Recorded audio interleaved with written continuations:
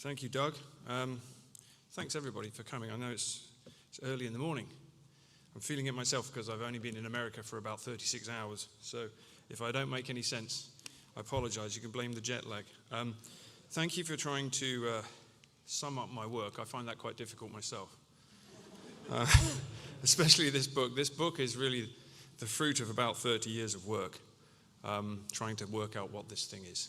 So I'm going to try and talk about some of that today, and I'm particularly going to try and talk about the technological aspect of it, the digital matrix we live in, and what this so-called machine actually is. So, in 1993, a man called Vernor Vinge wrote a paper for a public conference, a bit like this one, about the coming of machine intelligence. And Vinge was no amateur on this subject. He was a science fiction novelist.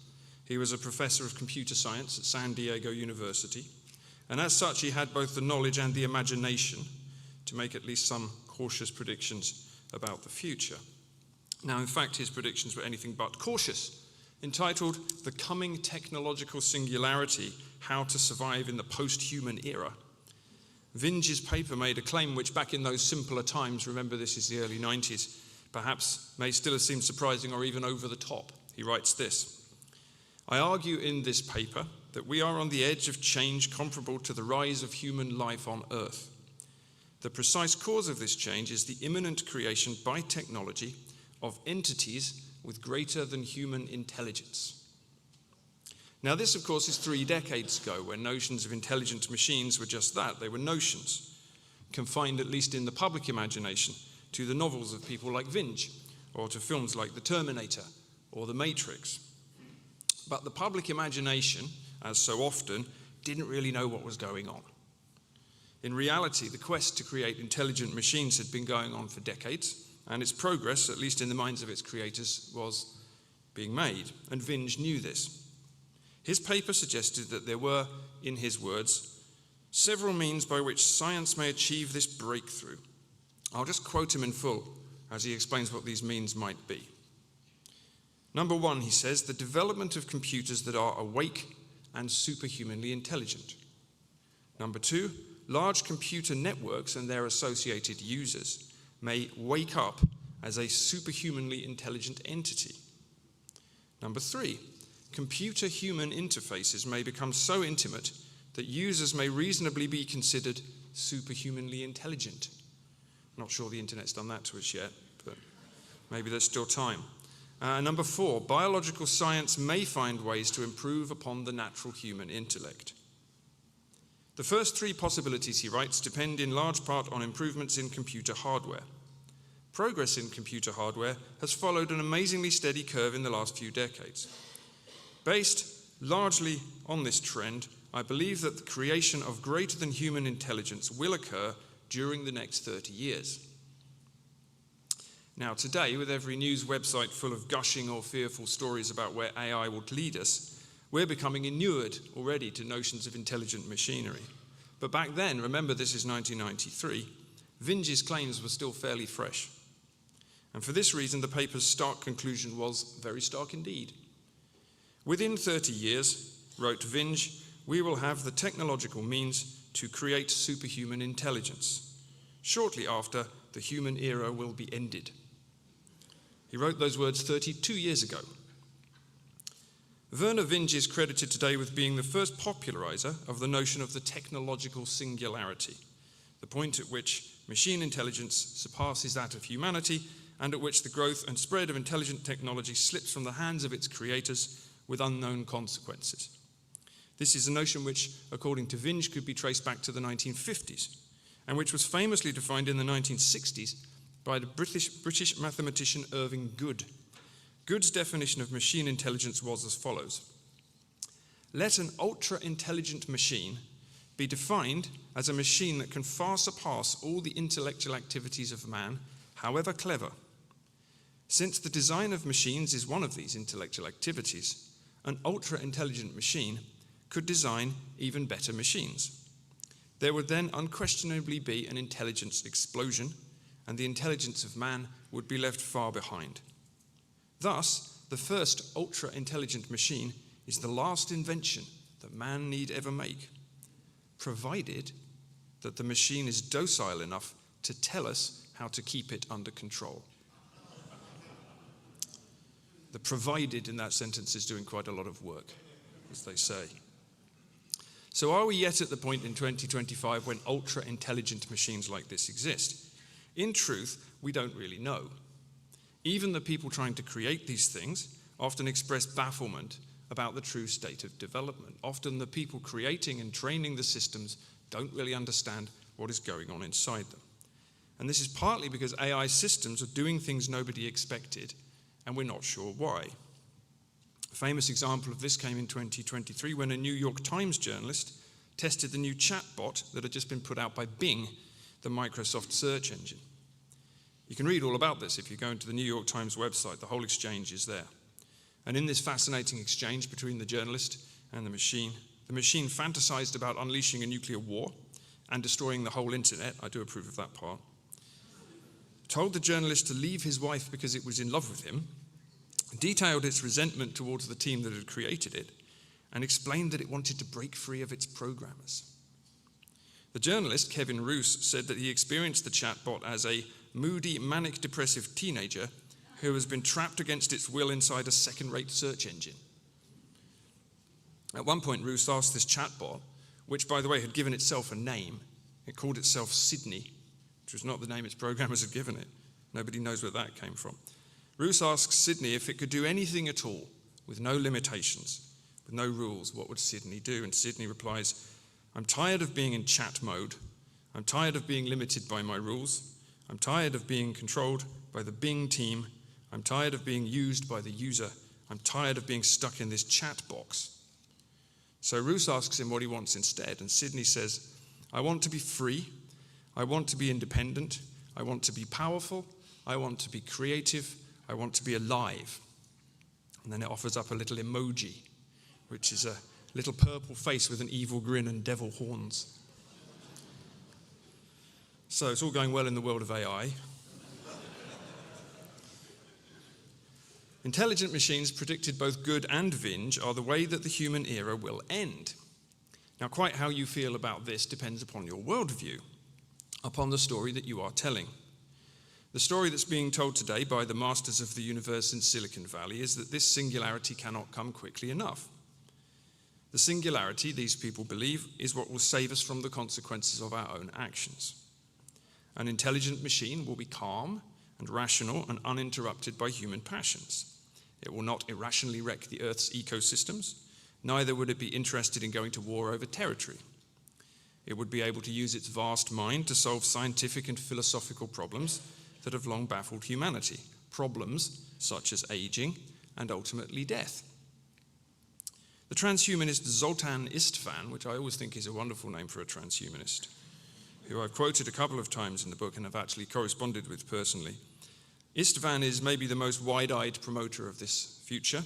He once stood as a presidential candidate, actually, for the Transhumanist Party. Don't know if any of you voted for him. He didn't get many votes, to be fair.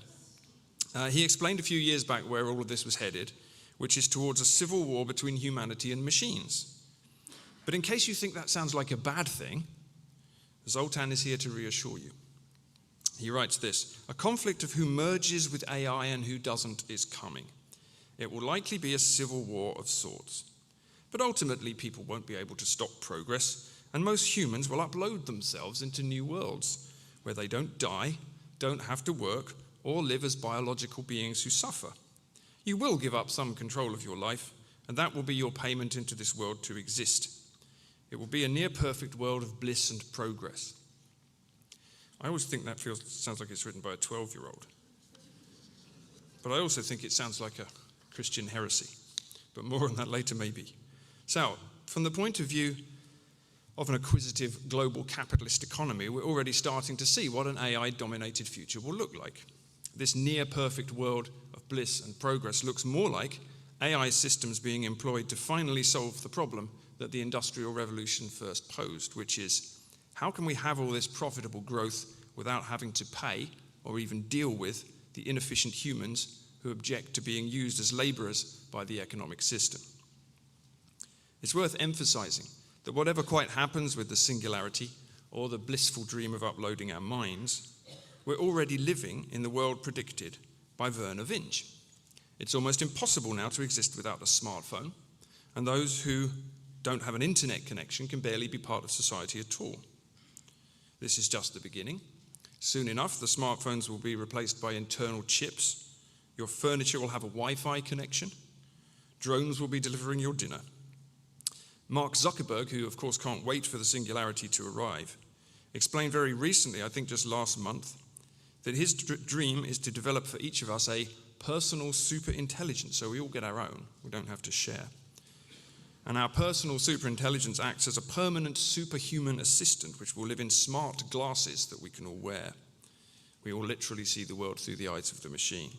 We believe, he said, in putting this power in people's hands to direct it towards what they value in their own lives. Now, if you don't like the sound of any of this, well, tough luck. Because it's way too late to put the genie back in the bottle. Every single government around the world, left wing, right wing, anywhere in between, is currently rushing ahead with AI, even though they don't quite seem to know why. And Vernor Vinge, in his paper back in 1993, predicted this as well. He wrote, "If the technological singularity can happen, it will. Even if all the governments of the world were to understand the threat and be in deadly fear of it, progress towards the goal would continue. In fiction, there have been stories of laws passed forbidding the construction of a machine in the likeness of a human mind. In fact, the competitive advantage, economic, military, even artistic, of each advance in automation is so compelling that passing laws or having customs that forbid such things merely assures that someone else will get there first."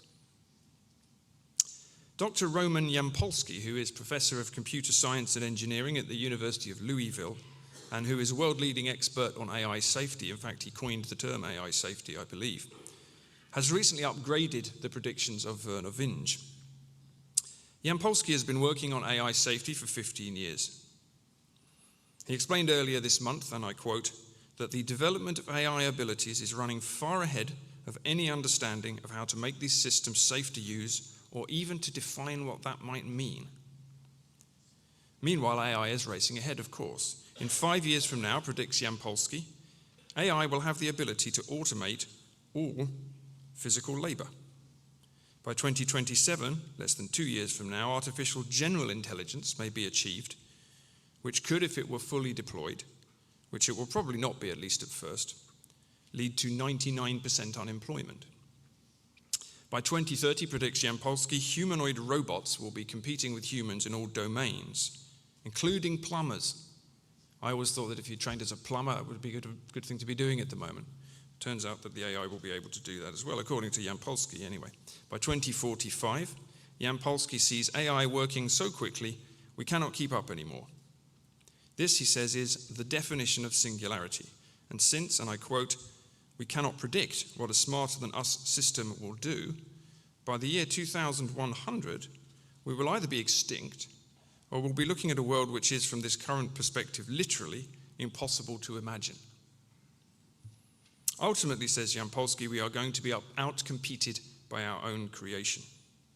Even if we all put Elon Musk's Neuralink chips into our brains to try and upgrade our own intelligence, which doesn't seem to have worked for Elon. Controversial opinion, I know, but it's early in the morning. I don't think, says Yampolsky, that we are competitive in biological form. Silicon substrate, he says, is much more capable for intelligence. For this reason, he also says you can forget about shutting the things down because, and I quote, "they will turn you off before you can turn them off." So, good way to start the day, this, isn't it? Hope you've all had a lot of coffee. So Yampolsky's conclusion should be sobering if you're not already feeling quite sober. We don't know, he says, how to make sure that the systems we are creating are, as he dryly puts it, aligned with our preferences. So, and I quote again, "we are creating this alien intelligence. If aliens were coming to Earth and you have 3 years to prepare, you would be panicking right now. But most people don't even realize this is happening." So how did we get here? How did we arrive at the brink of this singularity? What stories are we telling ourselves? What developments have occurred to allow us to get to this point, where even the people who are developing these things are warning us about what they're going to do? I've been asking that question for a long time, at least 30 years, and recently I've taken to calling this technological force that is manifesting around us the machine. And it's not my word, it's not my image. It's an image actually that writers and poets and artists have been using since at least the Industrial Revolution, and that's actually exactly why I used it. I'm trying to talk about this in the context of a much longer tradition of critique of these developments. One of my favorite poems, which I quote quite early in my book, is by R.S. Thomas, the Welsh poet, who was a priest, actually, a priest poet, who wrote some pretty damning poems about his own struggle with God. Wonderful poet if you ever get hold of him. Anyway, he wrote this poem, Other. He writes a lot about the machine, and he has this description in this poem which I've never forgotten since I first read it. The machine appeared in the distance, singing to itself of money. Its song was the web they were caught in, men and women together. The villages were as flies to be sucked empty. God secreted a tear. Enough, enough, he commanded. But the machine looked at him and went on singing. I find that chilling. D.H. Lawrence wrote a poem called The Triumph of the Machine. It's an ironic title. He has a slightly different prediction of the future from that of Istvan and Zuckerberg. So, mechanical man in triumph, seated upon the seat of his machine, will be driven mad from within himself and sightless. And on that day, the machines will turn to run into one another. Traffic will tangle up in a long drawn-out crash of collision, and engines will rush at the solid houses. The edifice of our life will rock in the shock of the mad machine, and the house will come down. Now, it's not just the poets who saw it coming, although they always do tend to get there first, certainly long before the scientists. Novelists have been writing about this for many years. Mary Shelley, maybe, was writing about the machine when she wrote Frankenstein. We've had Aldous Huxley, we've had George Orwell, we've had Yevgeny Zamyatin, we've had Ursula Le Guin, we've had many more. The filmmakers have been on the case from Metropolis to The Matrix, and they still are. Plenty of non-fiction writers have been writing about this for a very, very long time. In part, what my book is doing is reviewing much of that work, choosing some of those writers and explaining how what they said is trying to explain to us where we are today. So in other words, this isn't a new story. This is a very old story. This is a story that in our culture goes back at least 2 centuries. And where we find ourselves now is the inevitable result of a long historical journey. So what exactly is this, though, this force, this machine, this thing that's led us to the brink of this singularity? Where did it come from? And how might we pin it down? Is it real? Is it just a metaphor? What can we do about it? The man to ask is the American historian and cultural critic Lewis Mumford. Mumford wrote in the late 1960s a 2-volume book, The Myth of the Machine, huge epic, published in 2 volumes between 1967 and 1970. And this book is an exhaustive attempt to chronicle this thing, this system of power and technology, which he calls the mega machine. So he goes one better than me. And he lays out his stall very early in the first pages of the first volume. He says this: the last century, we all realize, has witnessed a radical transformation in the entire human environment, largely as a result of the impact of the mathematical and physical sciences on technology. Never since the Pyramid Age have such vast physical changes been consummated in such a short time. All these changes have in turn produced alterations in the human personality, while still more radical transformations, if this process continues unabated and uncorrected, loom ahead. Now, Mumford wrote that when colour TV was in its infancy, before humans had landed on the moon. He died in 1990, before the internet, before mobile phones, long before the rising age of AI, but he already saw precisely what was coming.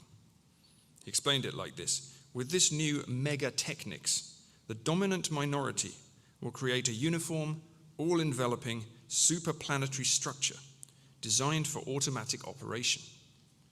Instead of functioning actively as an autonomous personality, man will become a passive, purposeless, machine-conditioned animal whose proper functions, as technicians now interpret man's role, will either be fed into the machine or strictly limited and controlled for the benefit of depersonalized collective organizations. Now, these depersonalized collective organizations are the giant world-spanning corporations which now control most of our lives, which produce the food that we eat, and the clothes we wear, and the technology we use, and the entertainment we consume, and the news we base our opinions and our passions on, all the while employing millions of us as laborers and harvesting us as products ourselves through the detailed personal information we freely volunteer to them daily all over the web. And these institutions, these corporations, operate via a global technological network of staggering power and complexity, undersea cables, orbiting satellites, monitoring devices in our homes and in our pockets, and soon web-connected streets, buildings, and appliances, all of them monitoring us in real time and selling us what we didn't know we needed.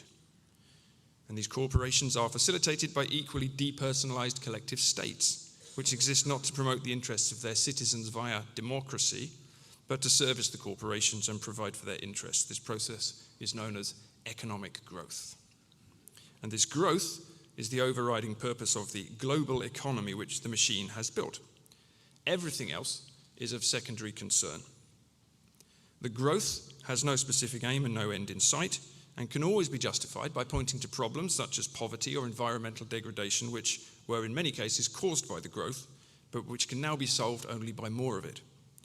And it's facilitated by the production and consumption of goods and services, the desire for which, or the need for which, has been manufactured by marketing and advertising concerns whose best minds are trained in the essence of psychological manipulation. Now, the growth of the internet, which is the neurological network of the machine, has meant that there are now few places on earth that we can escape from any of this. Can't even go into the forest now, can't even go up onto the mountains. Someone will be up there selfieing themselves and putting it on TikTok. The incessant urge to contribute to this growth has been programmed into all of us. If we spend our time scrolling and clicking and buying and competing, anytime we go on and respond to the algorithm, we're all doing it. If I spend my time on the internet complaining about the machine, I'm feeding the machine. There is no escape. Everything can be commodified, including resistance to the machine. This thing has prescribed all of our values, and it's prescribed all the alternatives, and it doesn't show any signs of stopping. And it can't stop because stopping means collapse. Growth has become an end in itself, long divorced from any means, and as the great American wilderness writer Edward Abbey once pointed out, growth for the sake of growth is the ideology of the cancer cell. So this is the machine. It's not simply the sum total of all the technologies we have today, all of the cars and the laptops and the rest of the things that we have surrounding us, the things that we play with, the things that we need to use. In fact, these things, which Lewis Mumford calls technics, are the product of the machine. They're not the essence of it. They're its manifestation in the physical world. The machine is something different. It's a tendency within us. It's a way of seeing. It's a relationship. And it coalesces in this huge agglomeration of power and control and ambition. It manifests today in the way that I've just discussed as this intersection of money and state power and coercive and manipulative technologies. And all of this constitutes an ongoing war against limits and against roots and against nature, including human nature. C.S. Lewis famously said that human nature will be the last part of nature to surrender to man. The battle will then have been won, although we will not know precisely who's won it. And this machine always has a momentum. The momentum is always forward. It won't stop until it's conquered and transformed the world. And to do that, it has to raise or transmute many older things, many less measurable things, many more meaningful things, such as human communities, roots in place, wild nature, human freedom, beauty, faith, of course, and the many deeper values which actually we all adhere to, even if we find it difficult to describe them. And the modus operandi of this machine is the abolition of all borders, boundaries, categories, essences, truths, the uprooting of all previous ways of living. And its end game, as people like Zoltan István will happily confirm, is the replacement of nature with technology in order to facilitate total human control over a totally human world. And yet, as Mumford hints when he talks about the pyramid age, this machine is not actually a new development. It's not just something that appears with the Industrial Revolution. It can be traced, according to Mumford anyway, and others, right back to the dawn of civilization itself. Mumford writes, "A close parallel existed between the first civilizations of the Near East and our own, though most of our contemporaries still regard modern technics as an entirely new phenomenon. Actually, said Mumford, it wasn't new at all, and modern Western people didn't invent it. Instead, writes Mumford, the machine had its origin not in the so-called Industrial Revolution of the 18th century, but at the very outset in the organization of an archetypal machine made of human parts. A machine made of human parts is what Mumford calls the mega machine, an entire society ordered from the top down, justified by a mythos employed by its leaders, and driven by a desire for order, power, predictability, and above all, control. And the archetypal historical example of this mega machine, according to Mumford, comes from Pharaonic Egypt, whose legions of enslaved pyramid builders were conditioned to think and behave like cogs in a giant human mechanism.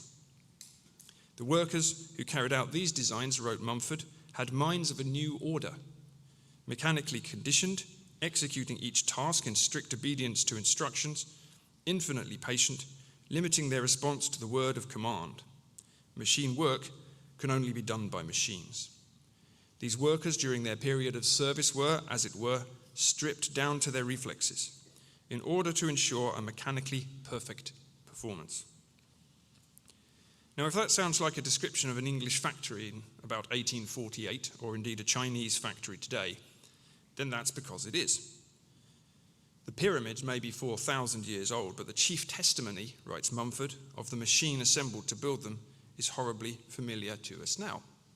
As he writes, a waste of destroyed villages and cities and poisoned soils, the prototype of similar civilized atrocities today.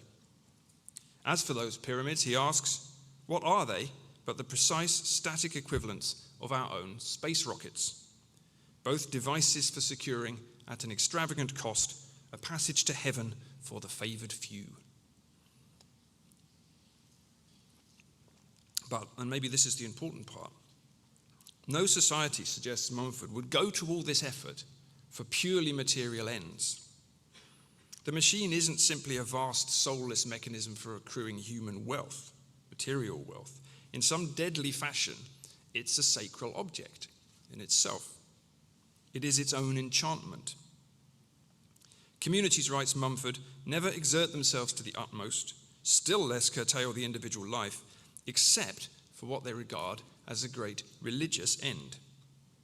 Where such sacrifices and efforts seem to be made for purely economic advantages, it will turn out that this secular purpose has itself become a god, a sacred, libidinous object. This is what Mumford calls the myth of the machine. Sometimes in our age we call it growth, sometimes we call it progress, sometimes we don't really know what to call it, but we can sense it anyway. And a deity is what it is. And from Egypt to Babylon and Sumeria to Rome, throughout human history, wherever the machine falls, and it regularly falls, we work to build it up again. Because at some level, we want to hear the story that it tells us about ourselves. The one lasting contribution of the mega machine, concludes Mumford, was the myth of the machine itself. The notion that this machine was, by its very nature, absolutely irresistible, and yet, provided one did not oppose it, ultimately beneficent. That magical spell still enthralls both the controllers and the mass victims of the mega machine today. And so it does. Right across the political spectrum, if we want to descend to the level of politics, from conservatives to liberals, or Marxists to fascists, or populists to socialists, believers to atheists, very little serious criticism of the entwined myths of progress, growth, and technology will ever be heard in the public sphere. Ultimately, most of us bend our knee to our sovereign, whether happily or not, because we're told daily, after all, that there is no realistic alternative to pursuing what, in Mumford's telling, is the fundamental animus of the machine. That animus, says Mumford, is the effort to conquer space and time, to speed transportation and communication, to expand human energy through the use of cosmic forces, to vastly increase industrial productivity, to overstimulate consumption, and to establish a system of absolute centralized power over both nature and man. All those poets and those novelists and those filmmakers issuing their warnings, which now sound very quaint, about the eclipse of humanity by its own technology, they had two curiously related characteristics. Firstly, they were right. And secondly, their being right made no difference at all. We all nodded at the machine stops, E.M. Forster's great short story which predicted the coming of the internet in about 1910.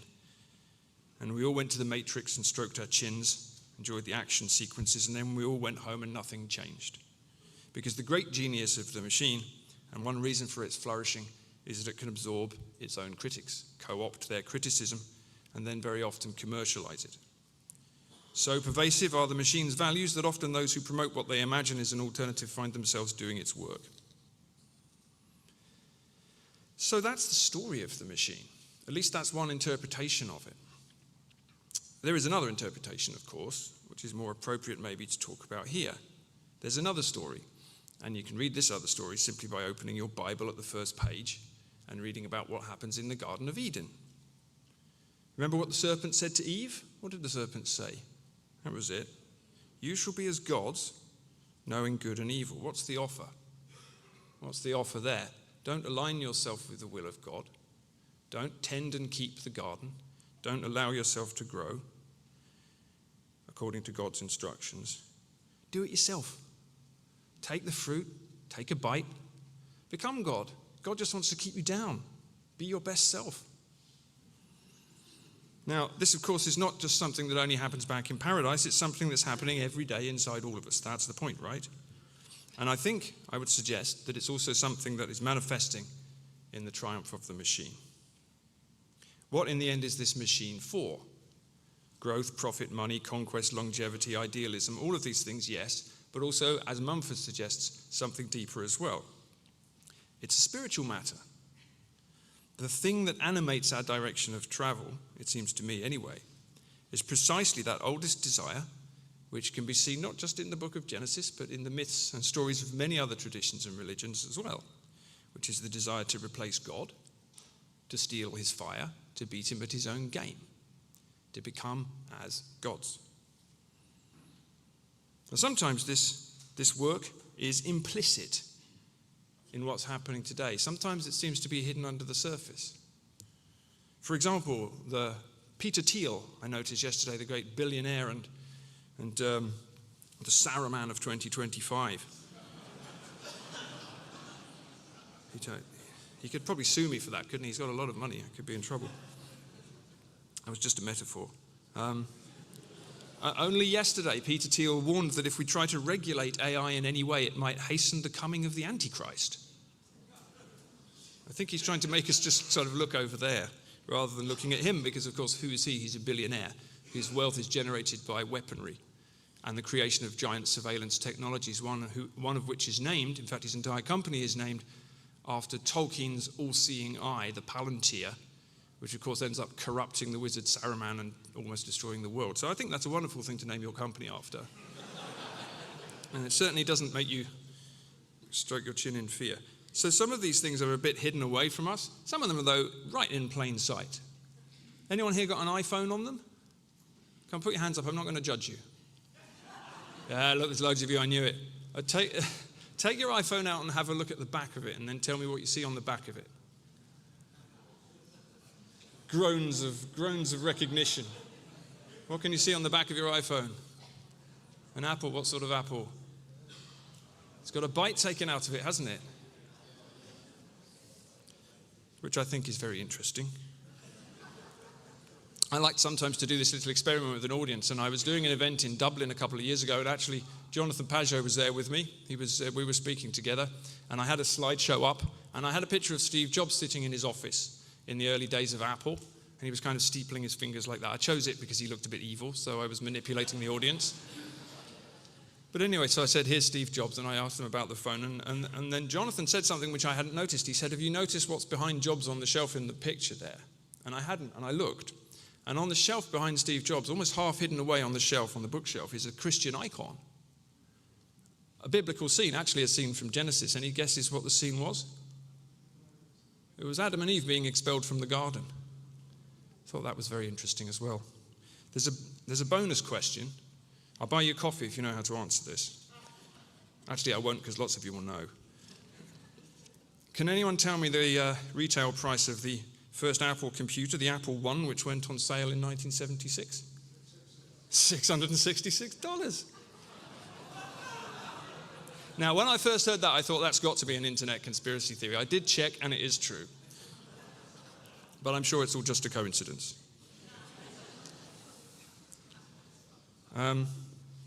These days, though, some of our technological overlords just come out and say the quiet part out loud, even louder than Steve Jobs.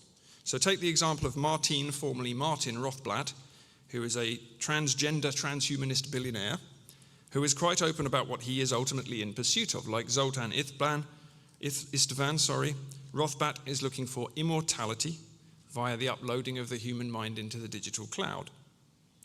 And you'll be unsurprised to hear that if you object to this notion, that is now a form of prejudice, one known as fleshism. So, I just hope there aren't any fleshists here, because I shall be cancelling you forthwith on some sort of social media device. But the way to overcome fleshism, or one way to do it, is you can follow Martin Rothblatt's new global religion, which he/she has invented, which is called Terasem. Terasem is launched in 2004. It's a new spiritual path for the coming future. I'll quote from their website. We are a trans religion that believes we can live joyfully forever if we build mind files for ourselves. We insist on respecting diversity without sacrificing unity, as well as pouring maximum resources into cyber consciousness software, geoethical nanotechnology, and space settlement. The 4 core beliefs of Terasem are laid out helpfully on the new global religions websites. Number 1, life is purposeful. Number 2, death is optional. Number 3, God is technological. And number 4, love is essential. I like that bit. I was reassured.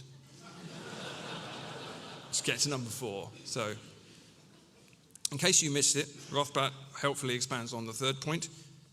He says, we are making God as we are implementing technology that is ever more all-knowing, ever-present, all-powerful, and beneficent. It's always beneficent, isn't it? Geoethical nanotechnology, whatever that is, will ultimately connect all consciousness and control the cosmos. So there you are. That's not hidden in plain sight. That's just stated. We are making God. There's quite a lot of, there are a couple of chapters about this in my book, actually, in which I do a lot of digging into what these people say. And a lot of the guys in Silicon Valley, the guys and the girls, they talk this language all the time. It's a very openly spiritual project that they're engaged in. So another transhumanist, Elise Bohan, she says we are building God as we create these superconscious AIs. Silicon Valley philosopher Kevin Kelly wrote a fascinating book called What Technology Wants, which whatever you think of technology, you should read. Kelly has a very different view about technology and its march to the one that I have, but we both share the ultimate notion that actually technology has its own desires and its own consciousness. It comes from somewhere and it wants something. Kevin Kelly says we can see more of God in a cell phone than we can in a tree frog. And when Ray Kurzweil, the great prophet of the singularity, who also thinks that the singularity will be occurring in 20 years' time, when he was asked, does God exist? He said, not yet. Now, all of this reflects the great quote from Vernor Vinge's contemporary science fiction writer Arthur C. Clarke, one that sounds like a catechism for the 21st century. Clarke said, it may be that our role on this planet is not to worship God, but to create him. So, this is where we are. It's good to know. And the driver behind all of this is a desire for transcendence. This is what the trans religion seeks, the transcendence of matter. The latest stage in what Kevin Kelly calls our ongoing liberation from matter. Machine intelligence is a step towards that goal. Will it help us to do that? Will it instead destroy us, or is the whole thing a con or a flash in the pan? The fact is we don't know. We don't know yet, but I think we're going to know quite soon. Something else we don't know, by the way, is even what intelligence or consciousness actually are. These words are thrown around all the time, but they can't ever be defined. There's no agreed definition of intelligence. There's no agreed definition of consciousness. People don't even know whether consciousness comes from, emanates from the human brain, whether the human brain is a transmitter for a wider consciousness. We don't know. And this is why the whole thing sounds like a religious story, because it is. It's a religious story. And we're in it. We want to be gods building our own creations. What does God do? God creates. That's almost the definition. Nothing else can create life except God. So if we want to be as gods, we need to create. Immanentize the eschaton in silicon and copper. Why do we want to do this? We don't even really know. Ironically, perhaps it's just in our programming. So the question as I come towards the end of the talk is, what can we actually do about this, other than cry and drink coffee? Or whiskey. Just a bit early in the morning for that. Well, there are some practical things that can be done about the supposedly unstoppable march of AI. But they could, of course, like any other political choice, they could only be done if we had any leaders who were brave or radical or far-seeing enough to do them. If you want an example of radical action, the rationalist philosopher and programmer, Eliza Yudkowsky, who I think this week or maybe next week is publishing a new book, the title of which is If Someone Builds It, Everyone Dies, which I think is a title I'm quite jealous of because it's even starker than mine. Safe to say he's an AI skeptic, despite being a bit of a tech fan, actually, and despite being a rationalist programmer. He warns that if you don't stop AI development right now, it's going to destroy us, and so nothing else matters as much as this, and you have to be prepared to take radical action. By which he means, and I quote, shut down all the large GPU clusters, that's the large computer farms where the most powerful AIs are refined, shut down all the large training runs, put a ceiling on how much computing power anyone is allowed to use in training an AI system, and move the ceiling downward over the coming years to compensate for more efficient training algorithms. No exceptions for governments and militaries. Make immediate multinational agreements to prevent the prohibited activities from moving elsewhere. Track all the GPUs sold. If intelligence says that a country outside the agreement is building a GPU cluster, be less scared of a shooting conflict between nations than of the moratorium being violated. Be willing to destroy a rogue data center by airstrike. I mean, I'm on his side. He's not wrong. I haven't read his book, by the way, but I have read some reviews of it. He's a very interesting man, a very strange man, actually, Eliza Yudkowsky, but extremely clever. He's one of these people that it's very, very difficult to argue against. And I don't see any way of arguing against what he thinks is coming with AI. Who knows? Maybe he's wrong. Bombing the data centers, that's what I call radical action. But it's not going to happen because of what Vernor Vinge predicted. We can all see every short-sighted politician from right across the spectrum jumping aboard the AI train as fast as they can before it leaves the station, even though they don't know what destination it's going to. So let's think a bit differently about this problem. Maybe let's think a bit about it in the way that Mumford thinks about it, in the terms of it being a myth. If, after all, we're faced with a corrupted and dangerous way of seeing the world, one which has led to the rise of the machine, then maybe our task is not so much bombing things, but at least in the longer term, learning to see differently, learning to tell a different story. This might sound nebulous, but it isn't. It's anything but. The philosopher and psychiatrist and writer Ian McGilchrist, who I'm sure many of you will know, believes that our modern way of seeing has, and I quote, systematically misunderstood the nature of reality and chosen to ignore or silence the minority of voices that have intuited as much and consistently maintained that this is the case. McGilchrist's pioneering work on the nature of the human brain has demonstrated that the left and the right hemispheres of the brain have different purposes and tasks. And according to McGilchrist, very broadly, and it is a very broad summary because his book is about that thick in 2 volumes and the appendix is longer than my whole book. Broadly speaking, the left hemisphere of the brain allows us to apprehend and thus manipulate the world, to see the parts, and the right hemisphere allows us to comprehend it, to see the whole. And McGilchrist's thesis is that over human history, and particularly over recent history, for a series of historical reasons, effectively the left part of the brain has usurped the right part. The part of us, the part of our way of seeing that can do the tinkering, can do the making, that can build and see the parts, is supposed to be in service to the part of us that can see the bigger story. The story of meaning, the story of the limits that we have, the story of the thing that we're serving. But if the part that knows how to only see the parts dominates us, then we forget what the meaning is. We start to behave as gods ourselves. These 2 parts of our mind are supposed to work together, but they're not.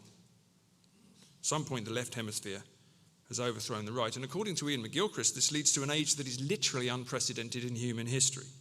He says, we exist in the world, but we no longer belong in the world, or any world worthy of the name. We have unmade the world. This is entirely new in the history of humanity, and it's impossible to exaggerate its significance. Now, the way out of this problem, says McGilchrist, and I think he's right, is to reclaim the right hemisphere's dominance over the left, to learn to see again the full picture rather than just the details, to treat the earth as an organism rather than a mechanism. How do you do that? Changing your quality of attention, seeing differently. He says attention changes the world. How you attend to it changes what it is you find there. Something has happened in our history. So a number of things have happened in our history which has corrupted our way of seeing and our way of understanding, which has led us to a position where the supposed greatest minds in our society believe that by creating God and abolishing death, they're going to make the world a better place, even though the machines they themselves are creating are, by their own account, potentially going to lead to human extinction. Now, if you're thinking like that, you've got a bit of a problem with your way of seeing. Now, as Christians, we can get a lot from writers like McGilchrist, and I certainly do, but we have an older voice as well, don't we? And a more authoritative voice telling us the same thing. In the first book of the Old Testament, we read about humanity's fatal choice to turn away from God and to seek to become gods ourselves. In the first book of the New Testament, Gospel of Matthew, we read about the way back. After being tested by the devil in the wilderness and refusing his supremely rational offer of a kind of joint presidency of the world, Matthew records what he calls Jesus' first proclamation, the first famous words of his ministry: repent, for the kingdom of heaven is at hand. David Bentley Hart's direct translation of the New Testament from the original Greek records this as reading, change your hearts, for the kingdom of heaven is drawn near. In other words, the first instruction that Jesus gives to repent is an instruction to change our way of seeing. The original Greek word is metanoia. Hart translates this as change your hearts. It's also been translated elsewhere as turn around or as change your mind. And all of these translations give us the same instruction from Christ, one he repeats again and again. Repent, change your way of seeing, change your way of being. Now you may be saying to yourself, this is all very well, but if super intelligent robots are coming to kill me in a few years' time, then what good will it do me to change my quality of attention? Well, it might help you to hide, I suppose. Now, it's a fair question, but of course we don't know what the future will bring. We never know what the future will bring. Maybe the robots will come, maybe AI will fall victim to its own hubris and hype, maybe the bubble will burst, maybe the singularity is impossible. Maybe there will be a rebellion, maybe intelligence simply cannot be recreated by a machine. Maybe there will never be enough electricity to run all those server farms. Maybe we'll all be extinct in a few decades, or maybe people will look back on this age 1,000 years hence, excavating the ruins of New York City and wondering at the rumors of some magical ancient device called the internet. We don't know, because maybe the future is never written, or if it is written, it's not written by us. So maybe, if we are Christians and we are thinking this way, what we need to do is remember to trust God and get on with the business of repentance, of seeing differently, of repairing our own relationship to this world that God created. And we can do that, robots or no robots, starting right now. We can change our way of seeing. We can live differently. We can apprehend differently. We can look at our phones differently. We can look at our lives differently. We can ask ourselves where this information is coming from, who is manipulating us. We can reject the technological tyranny of the age in our own lives, which is the only place we have any power to do anything. We can refuse the values of a system which to my mind is more and more openly satanic. As much as we can refuse participation in it if we want to. We can say no, we can set limits, we can draw lines. And actually I would suggest it's the only way to stay sane. If we don't define our relationship with the machine and our children's, then the machine will define it for us. And we will just keep being sucked along in the river towards the singularity. Now, about halfway through the first volume of The Myth of the Machine, pondering the various horrors that this sovereign has unleashed, Lewis Mumford wonders why any of us put up with it. Why, he writes, this civilized technological complex should have been regarded as an unqualified triumph, and why the human race has endured it so long will always be one of the puzzles of history. But this puzzle itself implies a faint light, a chink in the roof of the cavern that points to an escape route. If the machine is a story, fundamentally, at root, if it is a myth, then the first step to dismantling it isn't necessarily bombing the data centers or monkey wrenching, political revolution. The first step is to stop believing the story. And the second step is to stop telling it to others. And the third step is to tell a better one. And if we're Christians, we already know the better one, so we have a head start. So to liberate ourselves steadily, one soul at a time, we have to walk away from the machine in our hearts and minds, as the Israelites of the Exodus walked away from Pharaonic Egypt and its mega machine-like pyramids. Or as Mumford has it in the unexpectedly uplifting conclusion to the second volume of his masterwork, and I'll end my talk on his words. For those of us who have thrown off the myth of the machine, the next move is ours. For the gates of the technocratic prison will open automatically, despite their rusty ancient hinges, as soon as we choose to walk out. Thank you.